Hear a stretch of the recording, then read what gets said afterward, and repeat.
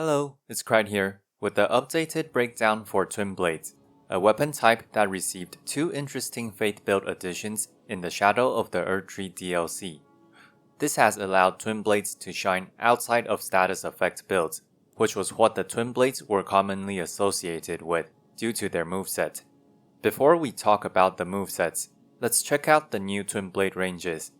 Black Steel Twinblade has claimed the throne as the longest Twinblade, and Euporia is just a tad bit shy of the Godskin Peeler.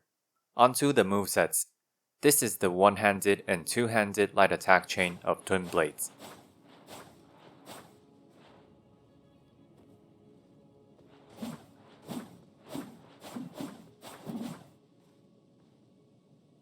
This is the regular heavy and charged heavy attack of Twinblades.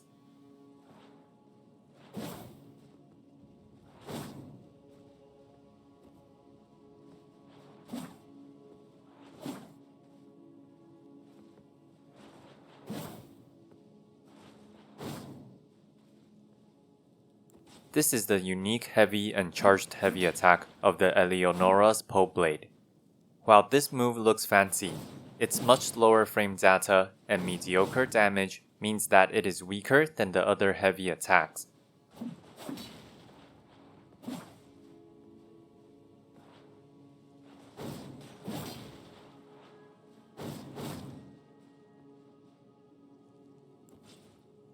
This is the unique heavy and charged heavy attack of the Godskin Peeler and Black Steel Twinblade. This unique heavy attack also deals pierce damage instead of standard.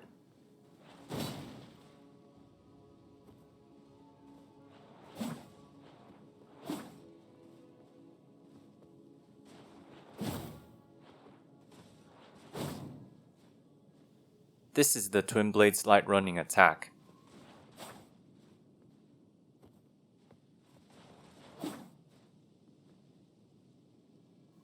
This is the heavy running attack of regular Twinblades.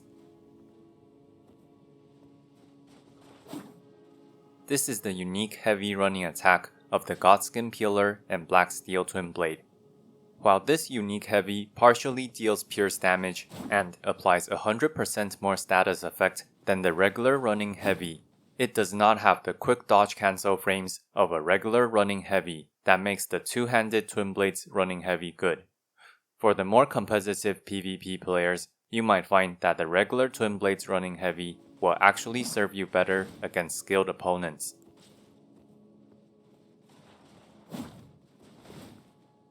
The rolling attack and crouch attack.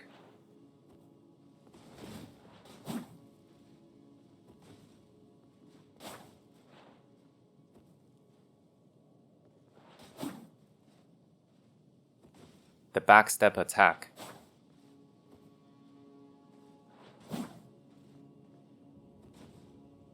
The light jump attack. The heavy jump attack. This heavy jump attack has some seriously pathetic range compared to the other jump attacks.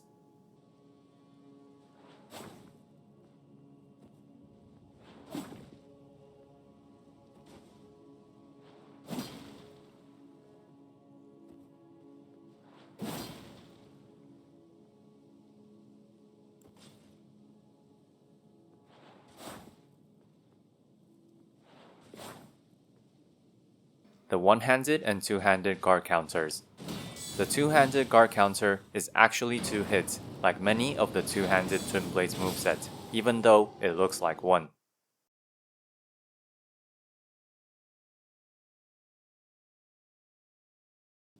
This is the power stance attack chain for the Twinblades. The power stance running attack. The power stance rolling and crouch attack. The power stanced backstep attack. Finally, this is the power stanced jump attack. Out of all the power stance moves for Twinblades, the jump attack is the best move and allows you to quickly apply status effects with 4 hits in one single jump. The status effect application for power stance moves has been nerfed in the past though, so this move isn't nearly as strong as it used to be, just in case you found an old Twinblades build video with insane status buildup. Let's begin by looking at the unique Twinblades, starting with the Gargoyle Blackblade, which is a predominantly strength scaling weapon. Since two-handing a Twinblade is a great idea, and two-handing a weapon uses the 1.5 times strength multiplier for attack calculation, this is something you want to keep in mind when you're deciding on which Twinblade to use, as it can change your optimal stat distribution. It also means that strength scaling Twinblades have an advantage for two-handing. If you're one-handing a Twinblade, it's most likely for power stancing. That said, the Gargoyle's Blackblade is a crap unique Twinblade, where you're locked into the regular spinning slash weapon art that isn't even good on Twinblades. You can achieve more success with the regular infusible version, and even invest into Faith for buffs while on heavy infusion. The new Black Steel Twinblade will also perform much better if you want to invest mainly into Faith. Next is the Eleonora's Poleblade. Despite having a D scaling in Arcane and a C scaling in Dexterity, investing in Arcane is much better for this weapon, as Arcane scales both the physical and fire damage, while Dexterity only scales the physical. And to top all of that off, Arcane investment also scales its base bleed. The stats on the bottom are for its higher investment level when you begin to invest into Dexterity for more attack. Its unique weapon art, Bloodblade Dance, performs a series of quick strikes. During the short period you are airborne, you have super armor. An additional input will allow for an optional follow-up attack that ends with an evasive maneuver backwards. This follow-up attack doesn't grant any iframes, but it does immediately grant 300 hyper armor. The Dancer's set does buff this weapon art by 2.5% per piece, while the Onsbach set gives no bonus whatsoever. While the animation of this weapon art is quite lengthy, it deals a surprising amount of stance damage if you manage to land most or all hits. The first part deals up to 51 stance damage, but you will usually not hit the first sideways swing, unless you're point blank, so 48 stance damage. The follow-up attack deals 36 stance damage, so one skill cast plus one follow-up can easily stagger enemies with 80 poise. This weapon art is also going to be the main reason for running the Eleonora's Poleblade, because if you compare its base status buildup to a blood-infused Twinblade, it loses on bleed buildup by quite a large margin. Yes, it does have more raw attack, but it isn't that much more, as it is split damage as well. The last unique Twinblade is probably also the most famous one, because of how well hidden it is and its unique mechanic. Euporia has the unique mechanic of gaining luster points for its 2 luster tiers. Consuming a tier 1 luster allows you to shoot projectiles with your weapon art, and consuming a tier 2 luster will extend your weapon art's duration. You definitely want to be using the weapon art while having a luster buff, because it makes the weapon art much stronger. I made an extremely detailed breakdown on this weapon, because the mechanics of Euporia is complicated enough to deserve one. I don't want to spend over half a video talking about it here, so I will link that video in the description of this one. Check it out if you're interested in how to optimize Euporia. Next, for the regular Twinblades, we have the Twinblade, the Twin Knight's Sword, Gargoyle's Blade, Godskin Peeler, and the new Black Steel Twinblade. Let's start with the heavy and fire infusions. Generally speaking, I would say that if you're going to be running Twinblades, you're probably going to be using it with status effects to maximize the multi-hit nature of this weapon class, save for a few exceptions.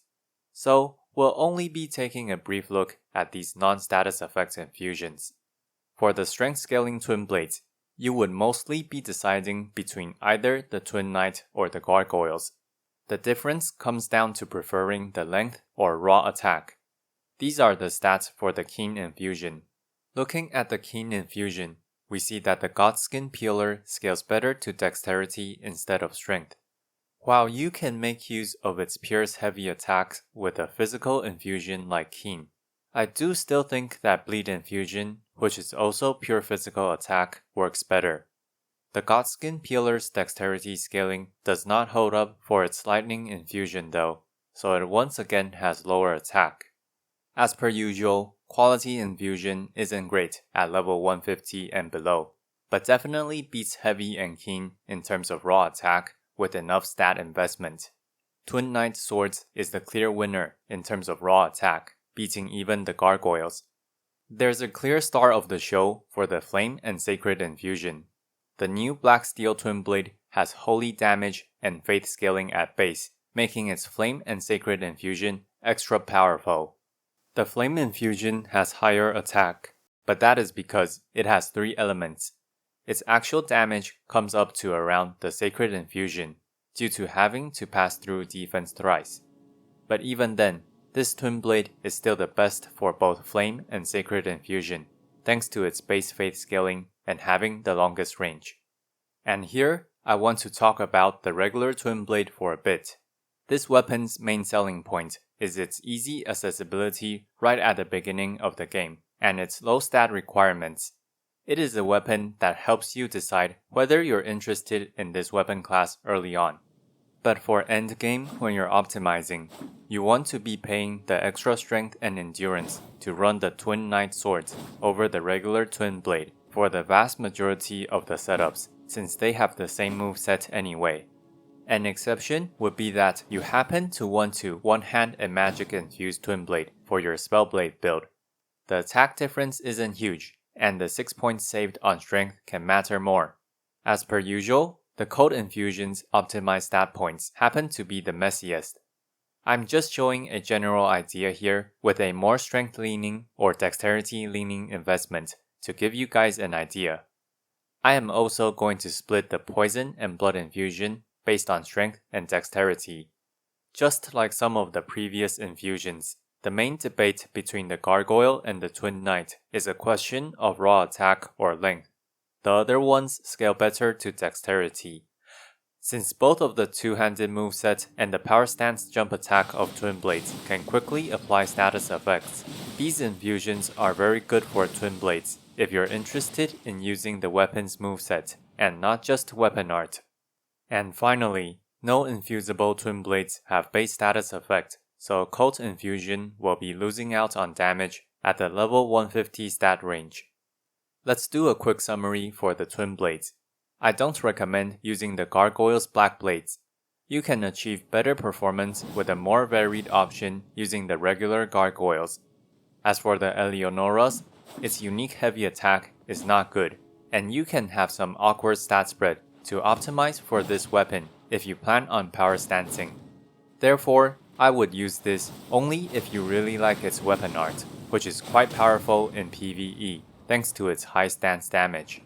The Euporia's luster mechanic makes for a very unique gameplay for this faith-based Twinblade. It is powerful enough to make the trouble of finding this weapon well worth it. To learn about optimizing the mechanics of this weapon, I have linked my dedicated video that explains it in depth. For the regular Twinblades, the two Twinblades that scale better to strength are the Gargoyle's Twinblade and the Twin Knight Swords.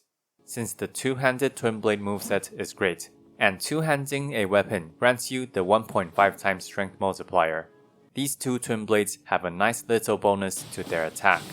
The big question between the two Twinblades is really whether you want more attack or more length.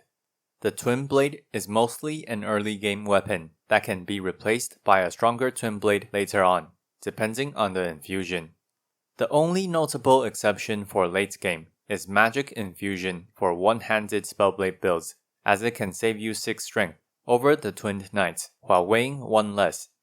The Godskin Peeler scales better to dexterity and has a unique heavy, charged heavy, and running heavy attack.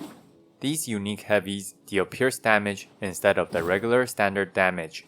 But for PvP, the regular running heavy attack of Twinblades is much faster and can serve you better. The unique moveset of the Godskin Peeler is actually shared by the Black Steel Twinblade as well. Because of its base holy attack and faith scaling, this Twinblade is exceptionally good on a faith build, especially for its flame and sacred infusion. You can still run this Twinblade on heavy infusion though, which will already have the same stats as the standard version even if you calculate its attack using just the base 18 strength while one-handed. Doing so allows you to pair the weapon up with a faith buff like the Order's Blade. Admittedly, this is only 6% higher attack than the Sacred version, while requiring 13 points in intelligence and constant reapplication. Like and subscribe for more in-depth weapon breakdowns like this one. If you want to support my work, please consider buying my fantasy novel or donating to my Patreon down below. With a book purchase, you can also request a topic from me. Krite, signing out.